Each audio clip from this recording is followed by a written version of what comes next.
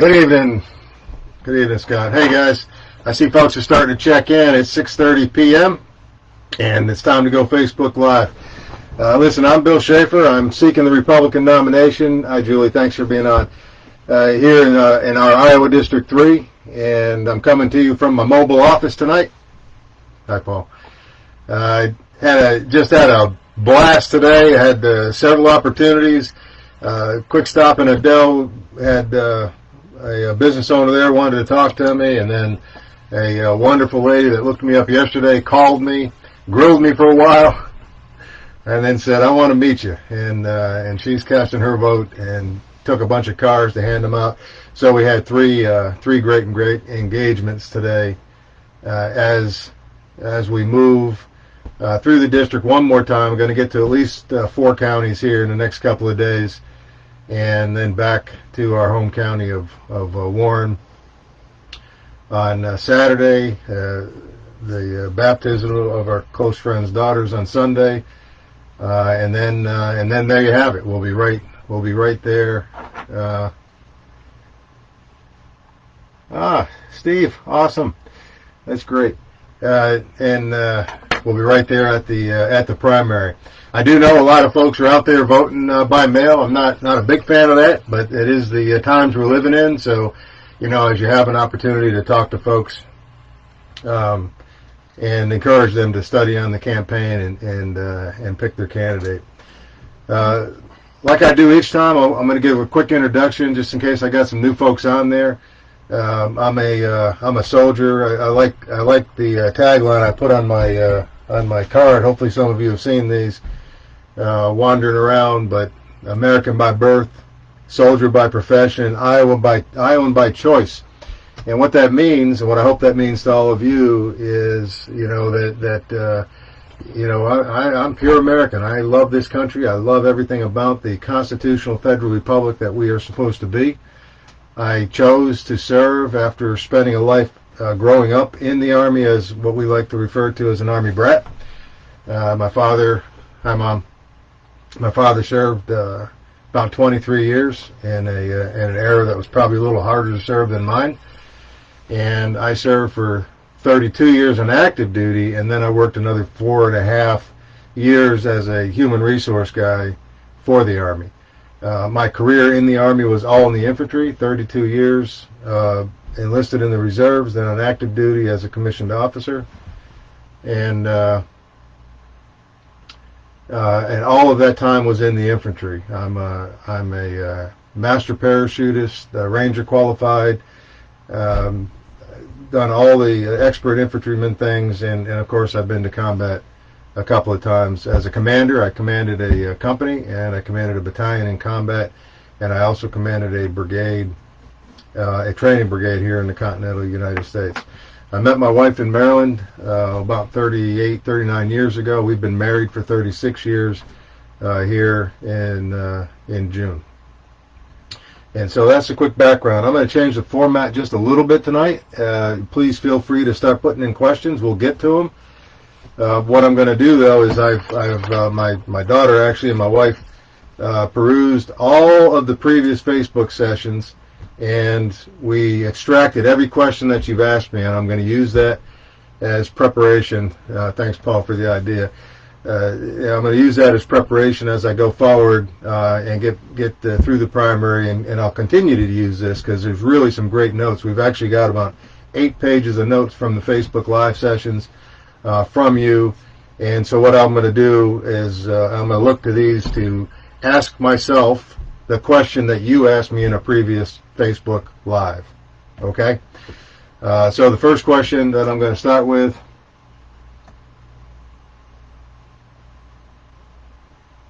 Okay, I'm going to start with the question that's on here first. So I've already got one. As someone who has served in combat, what do you think your role, if elected to Congress, in the event of a war action? Who declares war, the Congress or the President? So clearly our Constitution gives the U.S. Congress the authority, the responsibility to declare war. What we have in the War Powers Act is rather broad authorities for the President to take emergency action, and I think that probably since Vietnam, we have not been served well in that regard.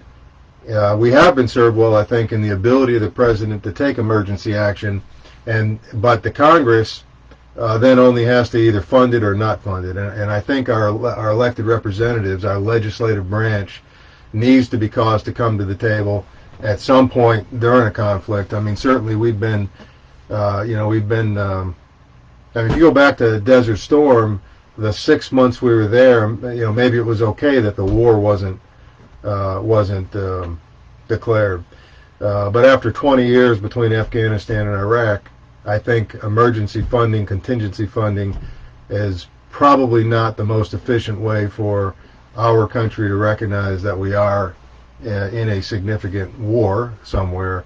And I think that my role in Congress would be to encourage the rest of the Congress to look at that and make a better determination about are we or are we not at war, and mostly to get the funding better. The funding under contingency operations is too constrained to get after things. So thanks for that question. Hi, Jeff.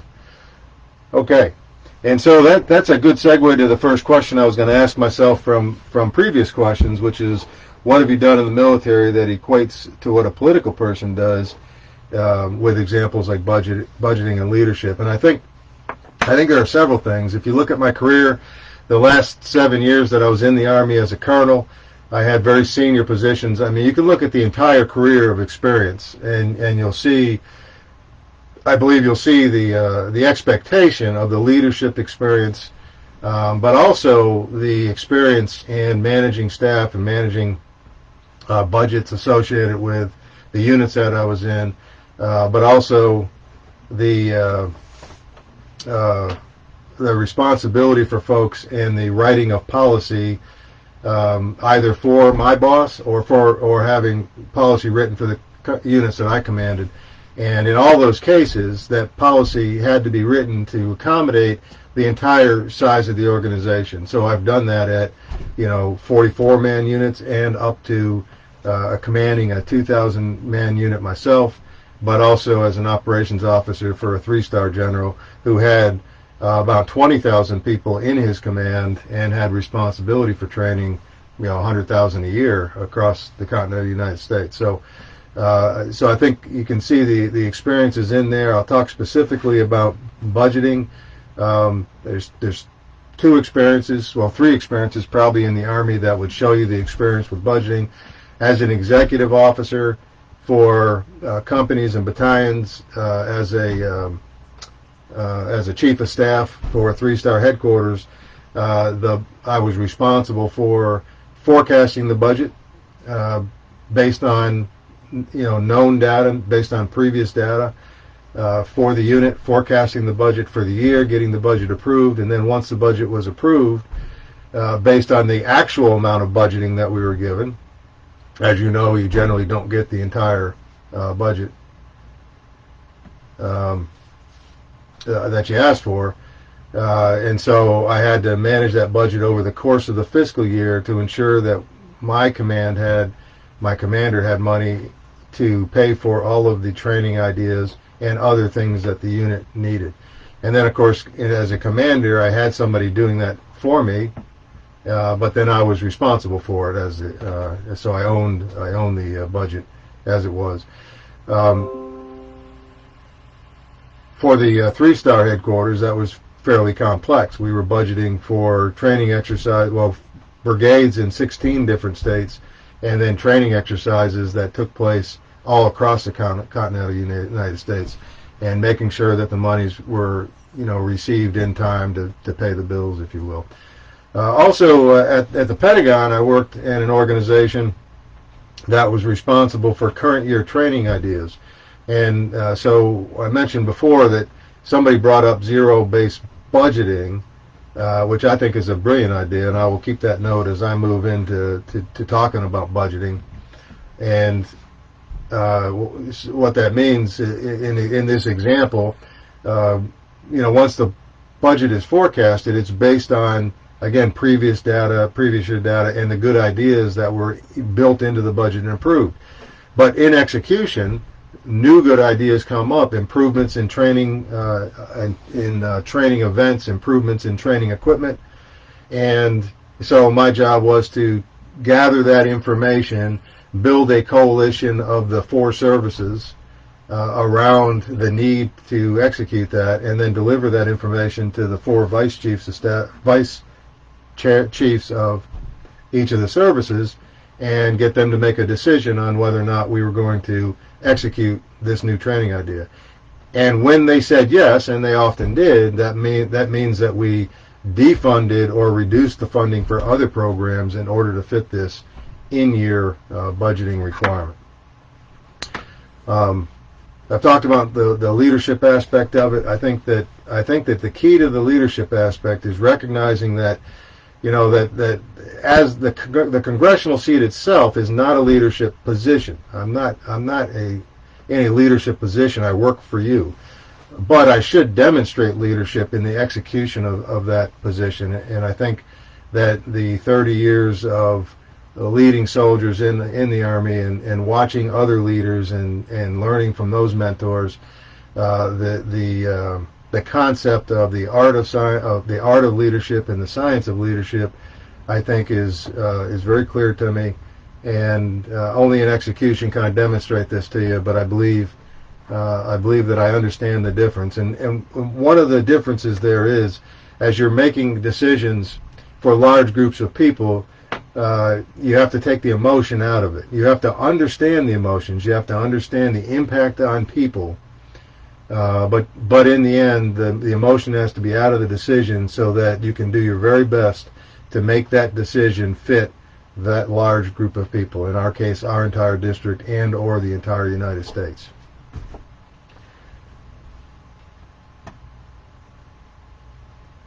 Okay, let me see here. Wow, the House of Representatives is allowing members to vote by proxy. What are your feelings on this? This is crooked. This is crooked, progressive politics all day long. Yes, the Democrats are responsible for it, but I'm very concerned with the end state. If they get away with it, if they get away with it, and we flip the House, well, the Republicans try to do it next year, and I'm not going to be for it just because my party is now in charge. I don't like it.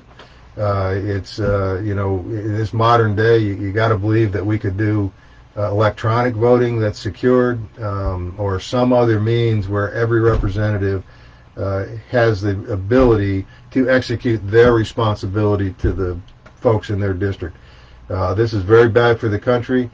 These progressive type politics are ruining our constitutional federal republic, and that's the way I see it, and I will fight against that kind of politics.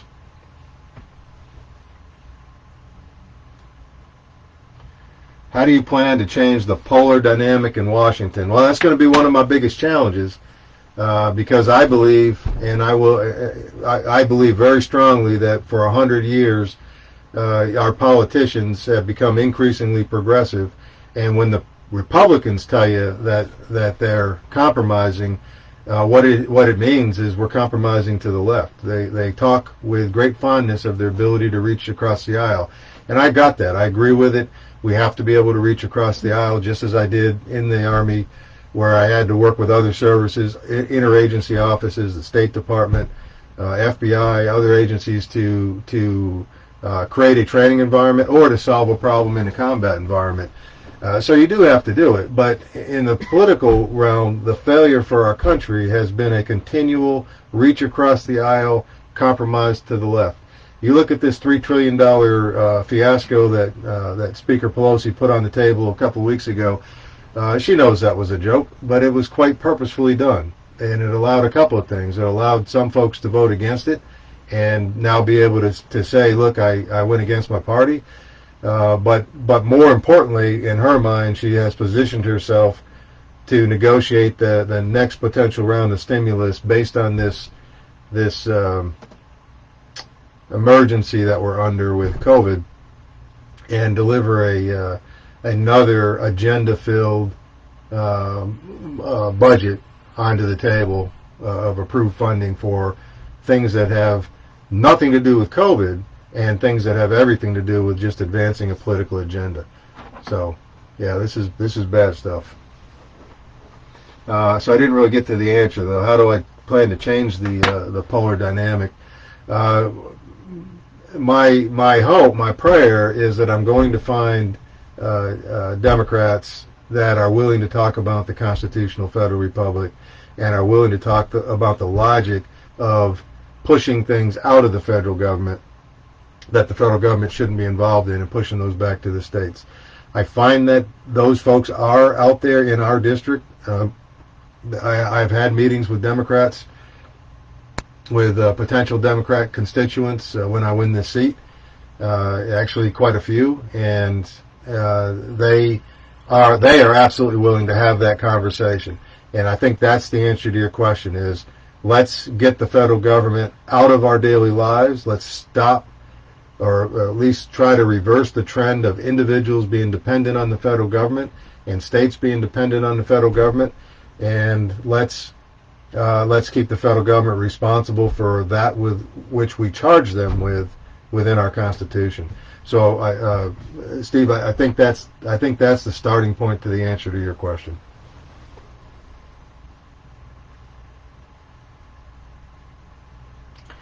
So, what is your position on gay marriage, and how would you protect Christian organizations, private schools, and churches from the gay agenda? Yeah, listen, I'm certainly not a fan of gay marriage, but marriage is not a federal level institution. It's at best a state level institution, and so as your federal representative, I don't have a position on gay marriage, but I do have a position on the agenda, and that is that our First Amendment should protect the religious liberties of folks. And our federal government should not be in the business of telling businesses what they have to, who they have to cater to, and so I would absolutely vote against the Equal Rights Amendment, which was proposed way back, I think, in the late 70s, and then the ratification date was expired. That allowing that ratification date to be resurrected is not a good plan. Not a constitutional thing to do, and even if they brought up a new one, creating additional groups that can be pitted against each other is not a good plan. I think we should all be treated with dignity and respect, and there's no reason to be disrespectful to somebody that's in a gay marriage, but at the same time they shouldn't show disrespect to a business by forcing their position and demanding that a baker or a caterer cater to their needs.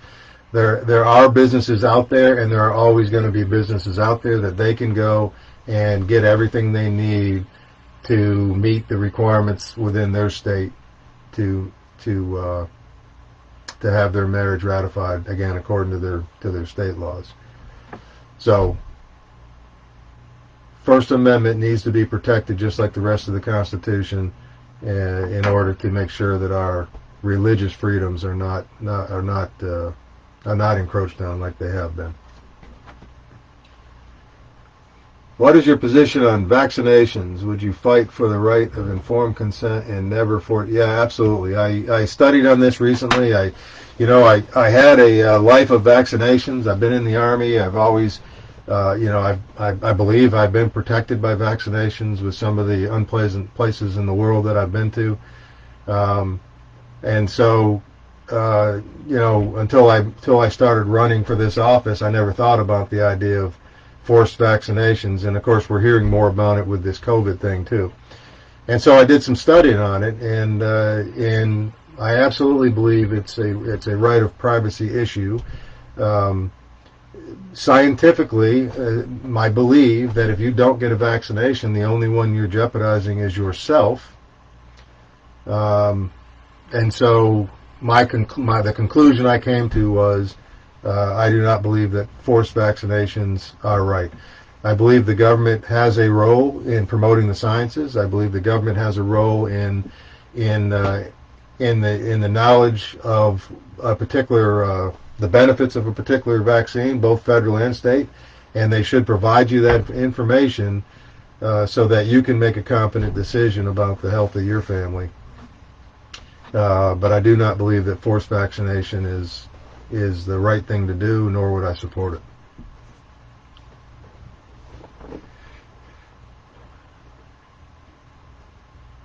Okay.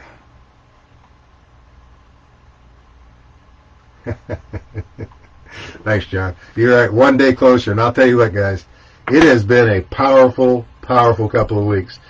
You know, it seems like every time we turn around, there's another obstacle out there, whether it's the big money party backing of the opponent, or then the COVID thing, and folks' reaction to that, and then the governor's closing of things down. And, every time these things happen, the team gets together and we kind of redo the strategy. We come up with good ideas, and then you folks come up with new ideas. I've gotten ideas from you via text messages and via the Facebook messages on different things to do. And for a little over 2 weeks, every single day I'm getting invitations to come. That's why I'm on the road again. I didn't think I was going to be on the road this week, but I got invited, so I went. And we got an invitation tomorrow. We'll be down in Corning. There's some Facebook posts on that, I believe. And in addition to that, every day folks like you get on either private messaging and sometimes right there in Facebook for all to see. And today, like every day for the last 14, 20 days, I've had 3 or 4 phone calls of folks. They ask me a couple questions, kind of confirm what they think they know about me from reading about me, and then they say they're going to vote for me. So it's been pretty powerful, and I think that the conversations we've had about exponentially increasing the amount of folks that know about this candidacy, in the effort that you all are putting into it, is paying off. And I think in the end we're going to defeat the Republican Party on Tuesday, and we're going to deliver them a non-establishment candidate. And you know what? It's going to be okay, because we're going to be right back with the Republican Party, strengthening the resolve of the Republican Party to deliver conservative problem solving on your behalf.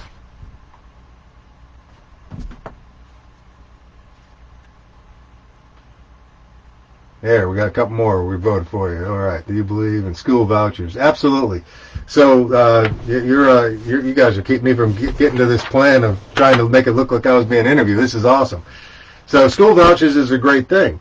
And, here's what it boils down to. The starting point is the Department of Education. This is connected to my budget talks and the passion I have for getting a balanced budget at the federal level, and balancing that budget based on our Constitution, and starting with things like the Department of Education. The Department of Education should not have the authority to tell schools what to do. Now, sometimes some of those political type folks will argue with you, well, they don't have the authority to tell the school system what to do. And I guess technically that's true. But all of us know that ever since the inception of the Department of Education, and then some of the rules, which I believe was 72, 74, something like that, and then the rules placed on during the Clinton administration and exasperated by the following on administrations, they withhold money. That's the way they cause you to do certain things in our school systems. We need them out of that. At best, we need a federal level Department of Education that provides long-range guidance and forecasting of the needs of the country, but with no authority to tell states what to do. Let's get that authority back into the states and let our states figure out what we need to do. And that's where we take the voucher argument. At that point, we take the voucher argument to the state, and folks should have a choice. Matter of fact, I think it's schools should be delivering education as a product to you, the consumer, you, the parent, or at college level, the adult person now that's buying himself a product, buying himself an education. And in order for that to happen, the schools need to have the means of delivering the product, but they need to be delivering it to you with nobody in between. Federal money gets in that way. So gets in the way of doing that. Oh, and I was going to say, so if a private school, can stay in business by delivering a product, then I think we should have the same expectation of our public schools. And if somebody does choose to go to a private school, they should have a break on what they're paying into the school system.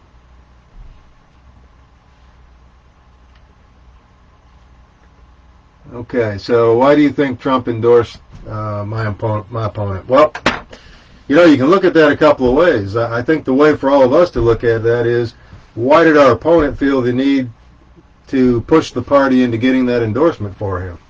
And I think that's because of you. I think that you're being heard right now, that you want a choice. You want to get to the primary and tell the party who your choice is. And I think they got a little nervous and they went out there and they pulled the strings.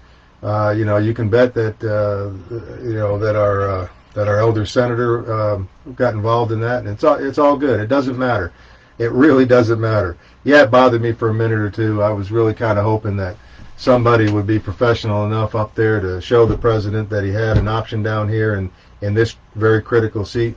And I'm sure that if he was given a fair opportunity to look at both candidates, that he would have chosen differently. But he didn't, and that's the way it is. But it's too little, too late.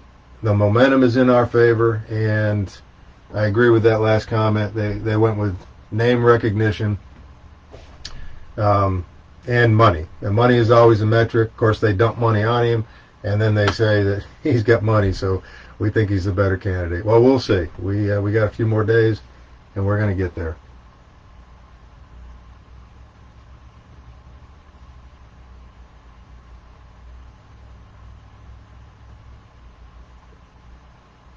Thank you, Whitney. I appreciate that comment. I'm trying to prove that to you all, and I'm also trying to demonstrate to you. I this is another opportunity to talk about leadership. I learned as a very young officer that words don't have a lot of substance. They're just words until you have a chance to execute.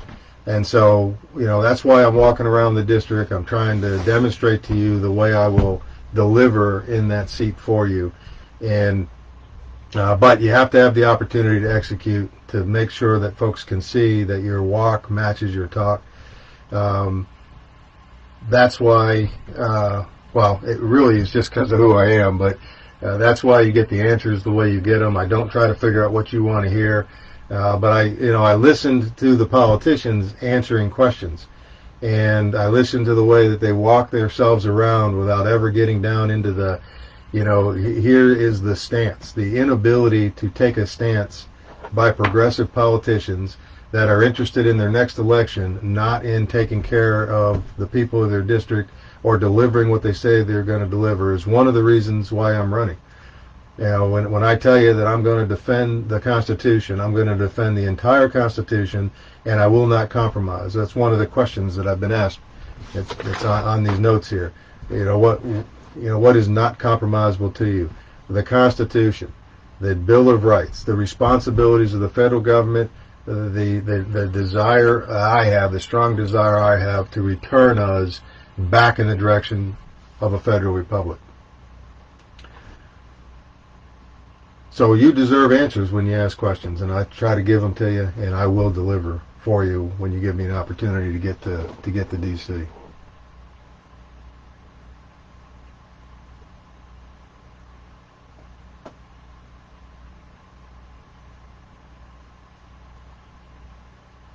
Do you have any thoughts on better funding for mental health care, or does this also fall under state authority? Well, I don't have a clean answer on mental health care. I've got more studying to do on it because I was not as aware as I probably should be on the disparity between mental health care, mental health funding, mental health insurance, and regular health insurance. But my answer would remain the same as it does for health care. My preference would be the federal government is out of the health care business altogether.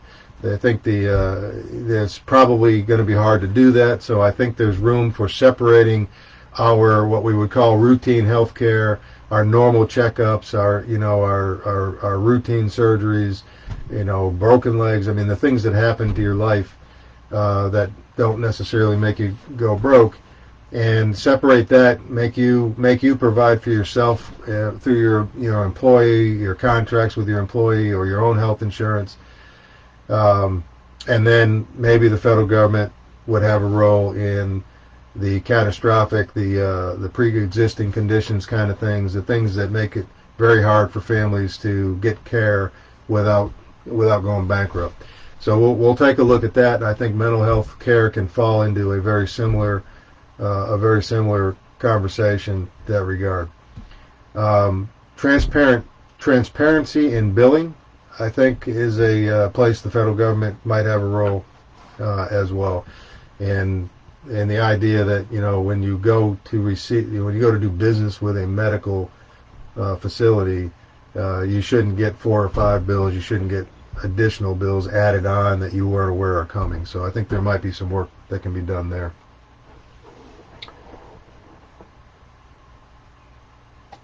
Thank you, Steve Green. Yeah, the DC two-step, right. So what is your position on congressional term limits? Another great topic. Another one right off my interview sheet. You guys are awesome. I can't wait to read this next one. Jay, thanks for being on, buddy. I can't wait to link up with you and some of the other boys. Okay, so term limits. Well, first we're changing the term of term limits to service limits. My position is I absolutely believe in service limits. I absolutely believe that the country should be served by servant leadership. We should have folks that are willing to go serve and then come back home. I don't believe that lifetime politics is healthy for the country, no matter how good the gentleman is. I've been told, about how great our particular senator is, and that's awesome. I mean, I'm glad he's got that great reputation. But there's 4.5 or so million Iowans out here, and there's got to be another fellow. And whether you replace him at 20 years or you replace him at 40 years, at some point you're going to have to replace him. And, so this idea that we lose a step, I mean, that's an irrelevant argument, because eventually you're going to lose that step. Why is it better at 40 years or 20 years? I believe that using an Army system, we can provide that continuity. And what that means is when you select your candidate in the primary, then whoever he's replacing should provide transitional information. And frankly, that should be true even if you're replacing a Democrat, but we'll cross that bridge a little bit later. But for me, for example, if you put me in that seat and I serve the 3 or 4 terms that we agree on,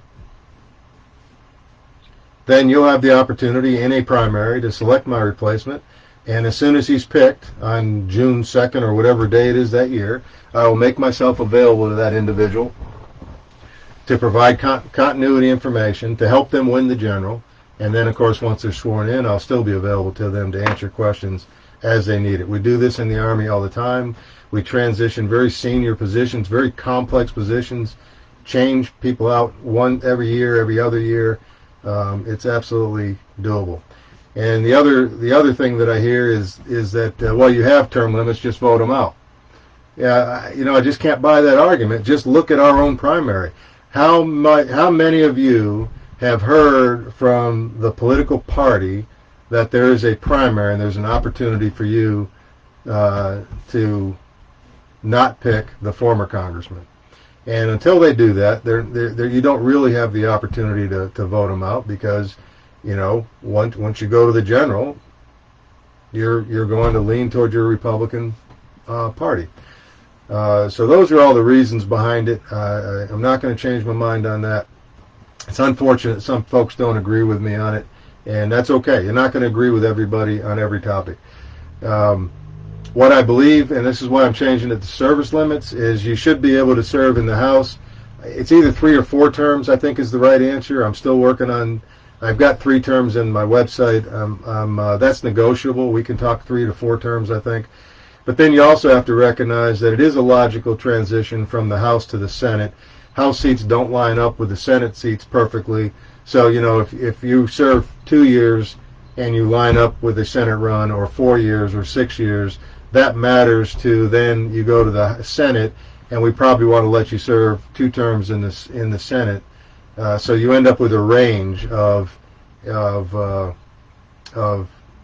or 10 to 16 to 18. It just depends on where we all end up agreeing on what those service limits are. But that's the way I see that. So this next one, sir, you were my Captain America. If I was right up there, you would have my vote. You're killing me, Jay.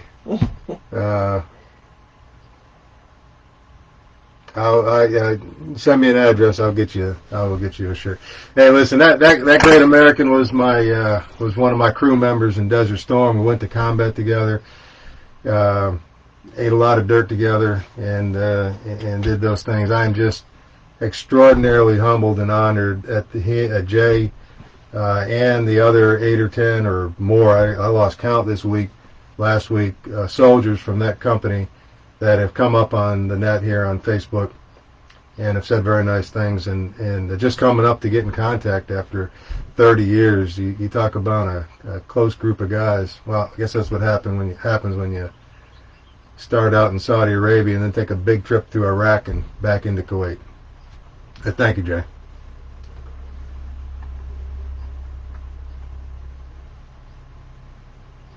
Yeah, I agree. It is disgraceful. And so there you have it. So we're down to no question. Oh, wait a minute. My right to bear arms. How will you find middle ground? There's no middle ground. There's no middle ground.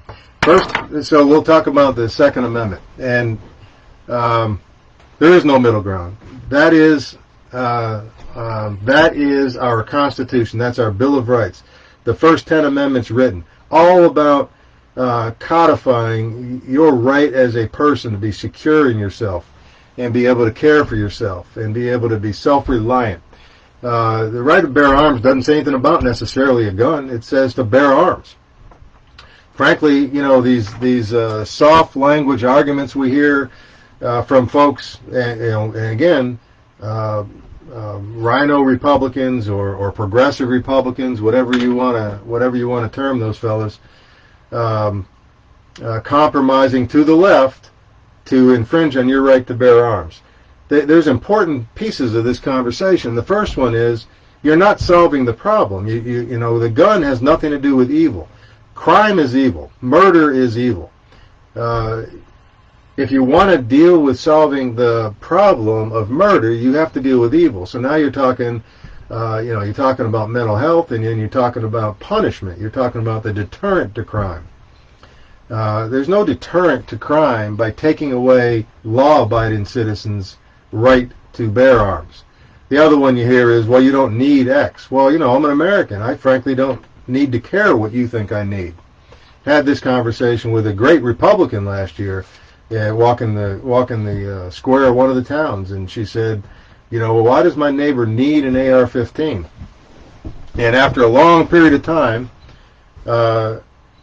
and not getting through to her on the reality that an AR-15 is not an automatic rifle, it's not an assault rifle. The Army doesn't even use the term assault rifles. It's a made-up term to make something sound hideous. The weapon itself the AR stands for the company it was made by. It's a semi-automatic rifle. It has the same action on it that your semi-automatic hunting rifle has. And so finally I asked her, well, which car are you driving? And she pointed at it, and I said, well, why do you need that one? I think you ought to have this one. That got her attention. And so my point is, it's nobody's business what you need. You don't need a magazine, a 10-round magazine. Okay, it's none of your business. You don't need that particular rifle because it looks like the Army. Yeah, they're marketing. They made it look cool so people would desire to have it. It's still a semi-automatic rifle. So listen, there's no compromise on our Second Amendment. For the reasons I stated, it doesn't solve the problem. And then when you talk about red flag or other efforts to produce feel-good legislation that purports to solve a problem by preventing an action, it infringes on not only your Second Amendment, but your Fourth Amendment, your Fifth Amendment, your Eighth Amendment. It's a very terrible assault on our Constitution to say that I'm going to deliver you due process after the fact. If you are deemed a threat to yourself or somebody else for nothing more than the level of legal requirement of getting a warrant, and your property can be taken away from you, that's bad for America. So I won't support that. There is no middle ground, Steve. I hope that isn't completely opposite of what you were looking for, but there is no middle ground on our Second Amendment.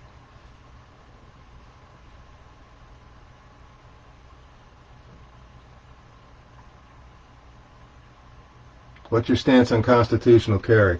Well, in a perfect world, we wouldn't need a license. Licenses are just taxes.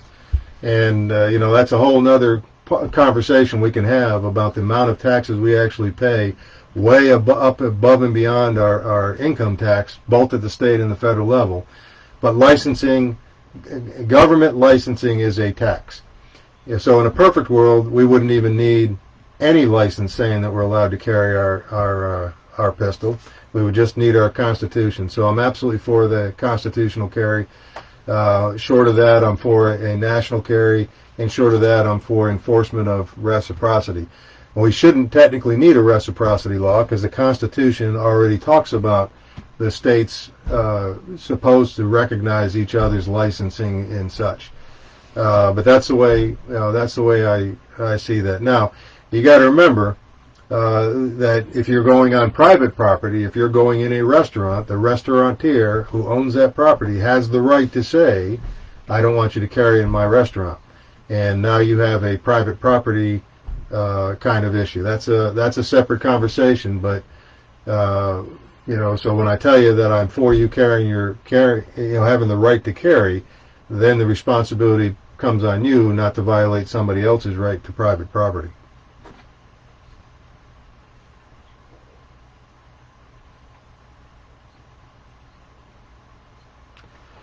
Yeah, listen, Katie, I've been thinking about, so are you planning some type of primary election night get-together? Yes, I want to do that.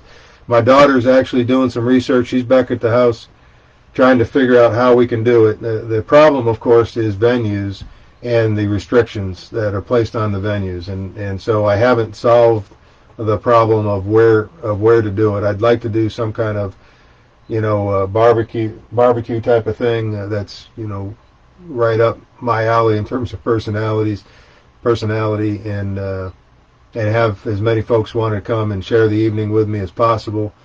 But that's what we're up against right now, is figuring out the right venue and the right location. We have a lot of supporters across the 16 counties. The logical thing is to do it close to home, but then on the other hand, there are folks in other places that would want to come.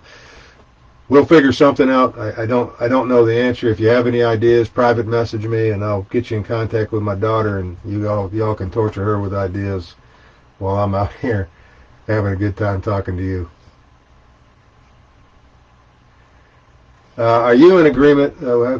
How can we keep guns away from mentally ill people? Well, Jill, the problem with that question is defining who a mentally ill person is. And so, if somebody is legitimately diagnosed with a mental illness that would inhibit their ability to safely carry a gun, I think those systems are already in place. That statement, though, is very wide-ranging. I can tell you, having, again, served so long, dealt with so many soldiers who needed some level of care from a mental perspective, the help with dealing with stress, the help with dealing with whatever it was that they were dealing with. Let's just leave it there. But many of them, actually the vast majority of them, were not a danger to themselves or to others. And so, who do we want to give the right to say, well, you're mentally ill, you can't have that weapon? So we need to leave that into the medical world's hands and allow that diagnosis to take place not just be something where some folk go to get some counseling and then they end up on a list saying that they got a mental issue. We got to be very careful with that. Anytime, Ben. Are you in agreement with congressional members voting on their wage increases, or do you believe this should be solely based upon COLA voted upon by the citizens? Well, the one provision that's in there is that if the Congress votes on a wage increase, the sitting Congress won't see that increase. It will only apply upon the changeover of the Congress. So that's a start. But of course, without term limits, that's a pretty hollow statement. So the answer is yes. Well, first of all, I don't think they need any raises. I think their salaries are plenty high enough, if not too high. So I wouldn't support a pay raise for Congress while I'm in there, whether it's 6 or 8 years. I think that their pay is probably too high. You've got an interesting thought there about some type of COLA that could be on the ballot for citizens to vote on. I don't know how we would work that, but I'd certainly consider it. Anyway, that's my starting point. I think term limits would help. That would put a little more pressure on them to not be worried about their salary increases, and if they do get a salary increase sometime in the future, it should definitely only be based on inflation.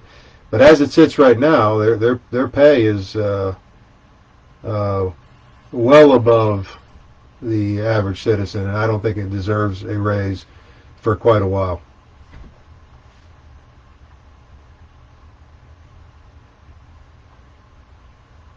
Okay, we can take a look at Lake Anita. Lake Anita's nice. That's good. Okay, how can you shut down Sydney Axne, shut down her lies to Iowa? Well, listen, the same way that I've been doing this primary run, it's about focusing on this candidate and the honesty of this candidate, the integrity of this candidate, and it's about getting out to the other 15. Matter of fact, that's one of the questions on here too, team. Polk County delivered us the liberal. That's really not true. It is mathematically true to the degree that 15 counties voted for the Republican and 1 voted for the Democrat. But you also have to look at the totality of the problem. And one problem is 44,000 less Republicans came to the polls from previous elections. There's a reason for that. And the reason is they weren't fired up. They weren't eager to get out there. And my opponent has talked about, well, I learned my lesson. I'm fired up this time. Well, good. I'm glad you are, but maybe it's too late. Maybe we need somebody else to fire up the electorate, and not the base. Not the base. Listen, we are going to bring independents to the table. There is an equal number of independents, Republicans, and Democrats in our district registered, from a registered point of view, 170-ish thousand each.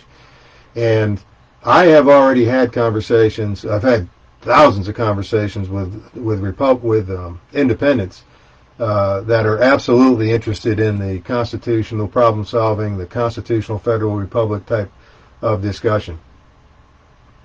And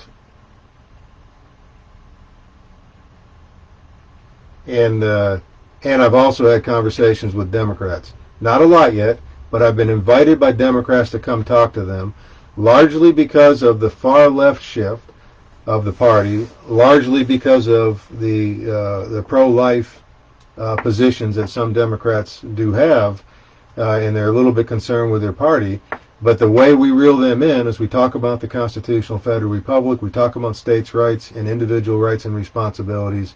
It's a winning message, and that's the way we're gonna do it. We're gonna use facts, and we're going to focus on what we are for, not necessarily what our opponent is against. Well, we'll talk about some of the things they're for too, like the resurrection of the Equal Rights Act, or impeachments where impeachments don't exist, an example. And yeah, Paul, that's exactly the question I was trying to get to. Who and how do we determine mentally ill? And I think that's too risky to just use that word. So there has to be a very specific diagnosis that includes a diagnosis of being homicidal by a doctor, not a psychologist, not a social worker, etc.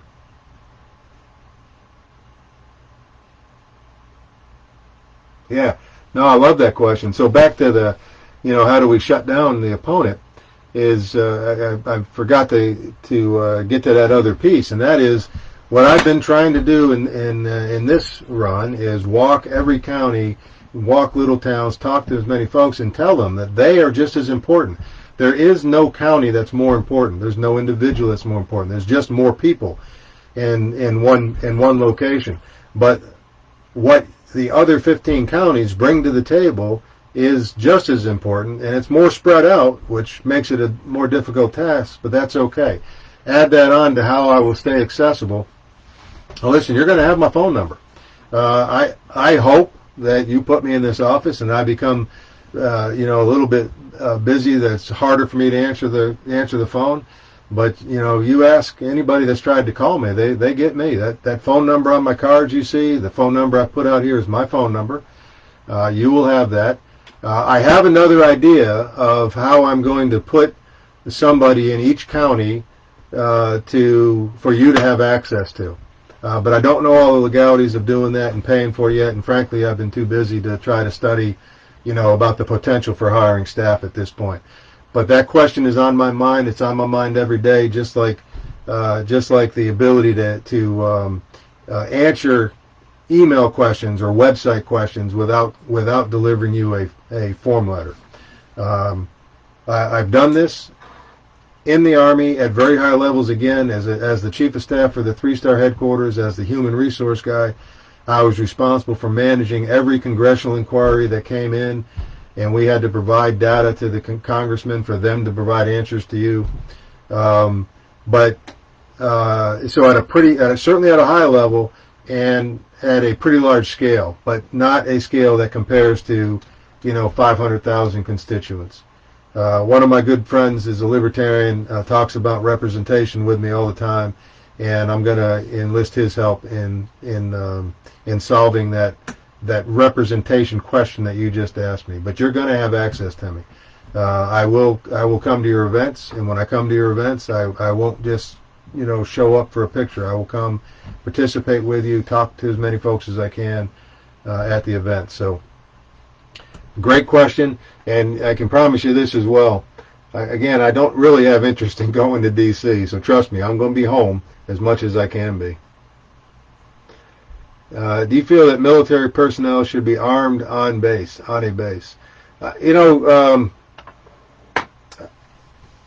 I'll just change that answer to I think they should have the same right to carry as anybody else. Unfortunately, their company is the Department of Army, the Department of Defense, the federal government, and so they are under the rules just like you would be at work, and they should be expected to adhere to those rules.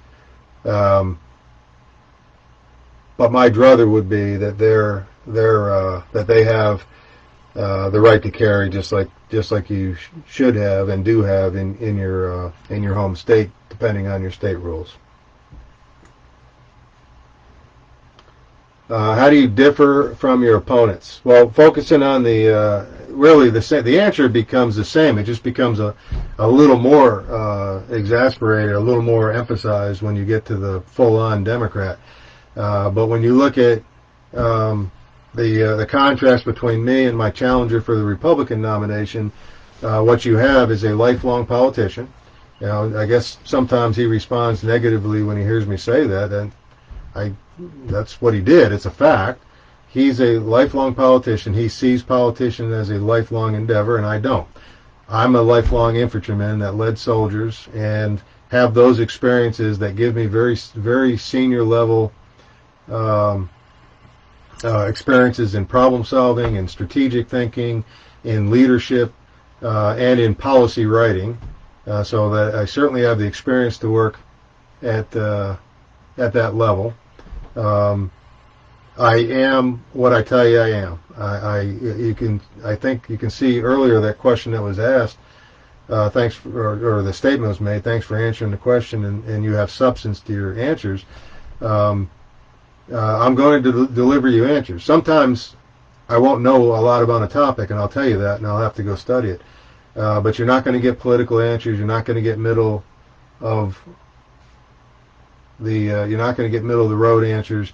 You're going to get constitutional conservative answers, and that's what I'm going to deliver for you.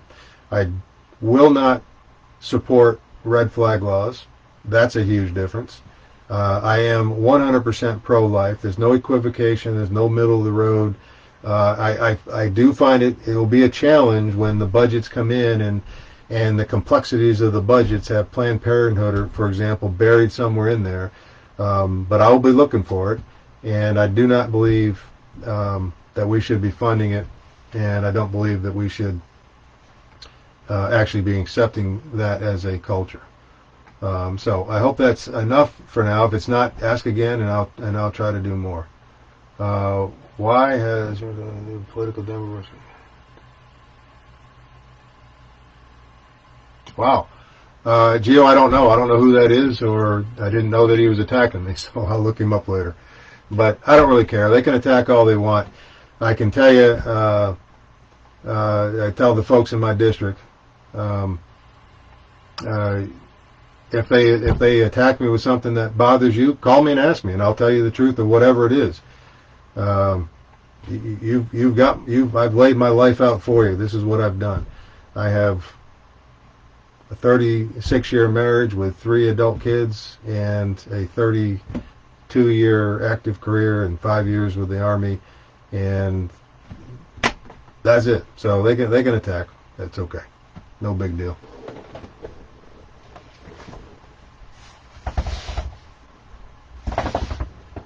I appreciate that, Renee. That's all very, very important. Yeah. So how can independents believe in you, Steve? I think the answer it goes back to emphasis on the constitutional federal republic. I think most independents, I don't know this, but I know that the independents that I've talked to over the last year, most of them lean conservative. There are a few, but I think the percentage is much lower for the independents that lean Democrat or lean liberal. They tend to lean conservative, and they're frustrated with the progressive politics. They're frustrated with lifelong politicians. They're frustrated with being told one thing and then getting something else once somebody is in office. So again, as I've mentioned to you, true folks that have leadership experience understand that they have to have an opportunity to execute, to demonstrate to you that they really are what they say. So what I'm going to tell the independents is the same thing I'm telling you. I am a constitutional conservative. I believe in the constitutional federal republic that we are, and most things that we disagree with, we probably will not disagree constitutionally on who owns that responsibility, and I'll deliver that for them. And I'm going to bring a lot of those folks to the table. As I move, from this primary to the general, I'm going to meet with independents, and frankly, I'm going to meet with Democrats as well. If they'll allow me into their meetings, I'm going to come talk to them. But really, I'm going to be looking for Iowans at gatherings, and I'm not going to ask them what party they are. If I set up something, there's not going to be any closed door. Anybody that wants to come in and listen and ask questions and provide guidance is going to be welcome.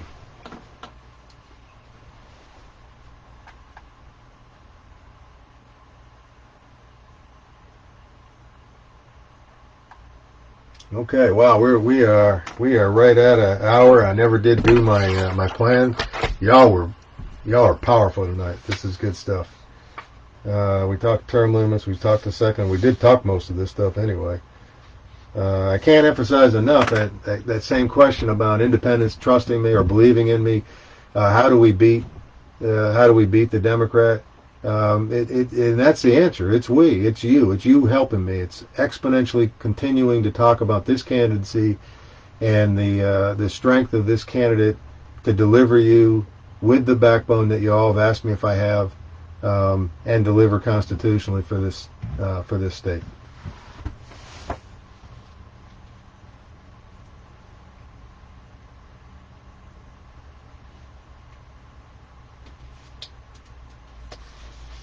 Okay, I'm gonna ask myself a different question, because nobody did ask me a VA question tonight. So I'm gonna go to there and say, what is your vision for the VA?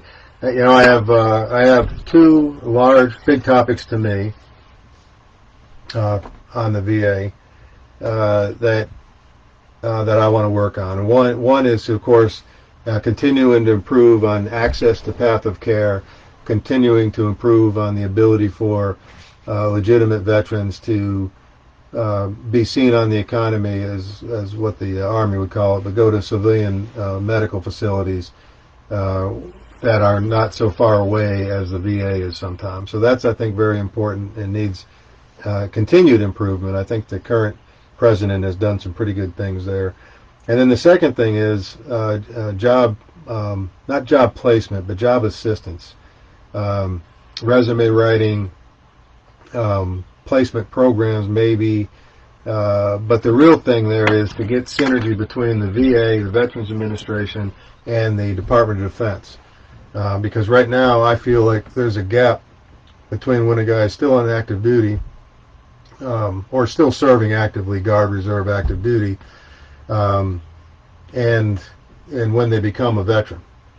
And I think there needs to be some synergies there. I think we can save money by creating some overlap, and I believe we can create some synergy in the programs that are available, but I also think we can improve those programs. So that's the two things in the VA that I want to work on. And that's a good opportunity to ask myself another question, two-part question: which caucuses will you align with in D.C.? I mean, there's really only one as far as I'm concerned. It's the Freedom Caucus, and that's going to depend on whether or not they are truly conservatives. I'm a little concerned right now with how many of them are conservative first, conservative Americans concerned about you and their districts, prioritized over the party. I'm very concerned with that topic right now, and so I'm going to visit some of these folks that are in the Freedom Caucus and confirm or deny if they really are conservative first, or if they are Republican Party first, and we'll see. We'll see how that goes. And then the second piece is, what committees will you try to be on in D.C.? And I think there's clearly three that I should try to get on. Obviously, I want to be on the House Armed Services Committee. I'm very concerned about Army military budgeting and military application as part of our national security strategy.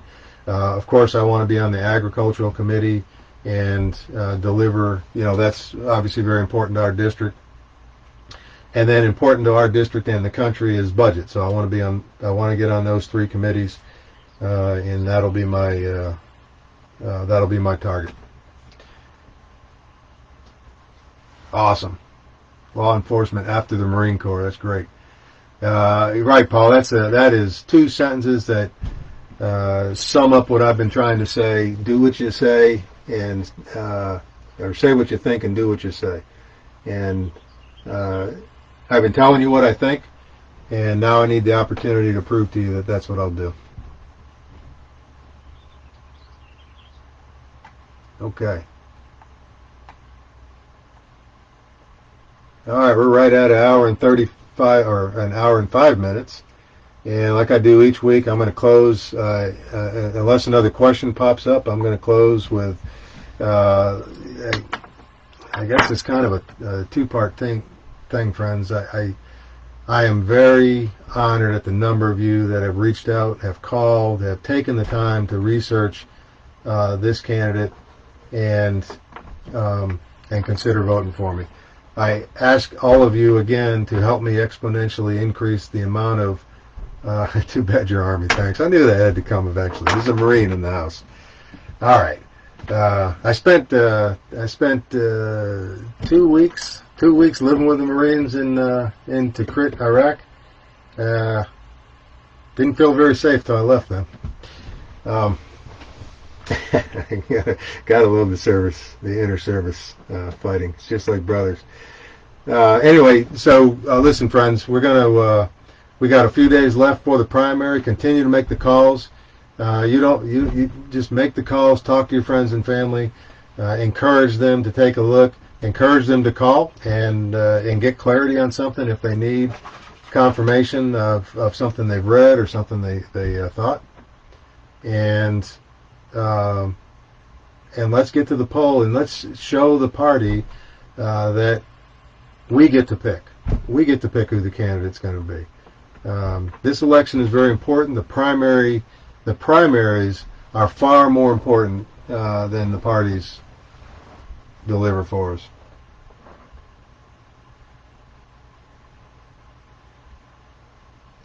Thank you, Benjamin. I appreciate that. It was nice to meet you. Thanks for signing in tonight and listening to us. We sure appreciate that. We couldn't pass the test of fitting our head in the jar. That's right. There's my jar head. That's good. That's good. We were at the machine shed this morning for a West Side Conservative Group meeting, and that's a great group of folks, and we were very pleased. About 30 or 40 folks showed up for that. So, listen, I'm going to say good night. Thank you again. God bless each and every one of you. God bless our country, and let's get after this. Let's get after this. We're going to win this on the 2nd, and then we're going to get after the general. Hey, Jordan, private message, Steve. We're running tight on signage right now, but private messages, and we'll figure out how to get one to you. We might have a couple. Oh, that's awesome. We might have a couple still hanging around at some friends that were saving signs for us. I mean, delivering them to certain areas. But yeah, do that on private message.